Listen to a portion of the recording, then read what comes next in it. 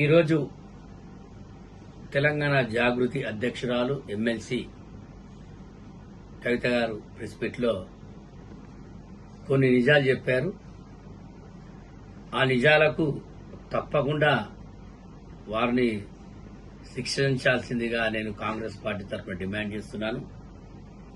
కాళేశ్వరం కుంభకోణంలో హరీష్ రావు కోట్లు సంపాదించి ఎన్నో ఆస్తులు సంపాదించడనేది వాస్తవం.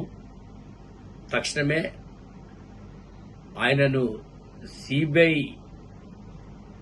విచారణ ఆయనపై జరిపించి ఆయనను తక్షణమే శిక్షించి ఆయన దగ్గర కోట్ల రూపాయలను రికవరీ చేసి పేదలకు పంచాలని నేను కాంగ్రెస్ పార్టీ తరఫున నేను కోరుతున్నాను. అదేగాక సంతోష్ రావు కొన్ని కోట్ల రూపాయల సంపాదనే గాక కొన్ని వందల కిలోల బంగారం కూడా ఆయన సంపాదించి దగ్గర ఉందని మరి కవిత ఆరోపణలు చేయడం, వాటిని కూడా తప్పకుండా ఆయన ఏవైతే సంతోషరావు చేసిన అవినీతులు చాలా ఉన్నాయి, ఆ అవినీతిని బయటపెట్టి వారి దగ్గర మొత్తం రికవరీ చేసి ఆ డబ్బును ఆ బంగారాన్ని పేదలకు పంచాల్సిందిగా నేను కోరుతున్నాను.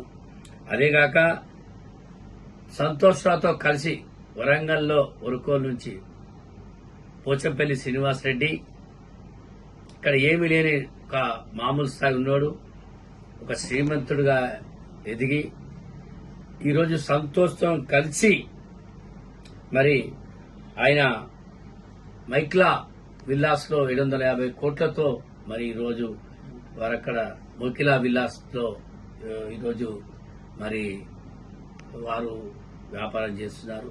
మరి నేను ఒకటే అడుగుతున్నా, వీరికి ఇన్ని కోట్ల డబ్బు ఎక్కడిది?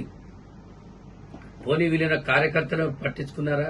పట్టించుకోలేదు. వీళ్ళైనా పోనీ మాస్ లీడర్సా? కాదు, వీళ్ళంతా క్లాస్ లీడర్స్.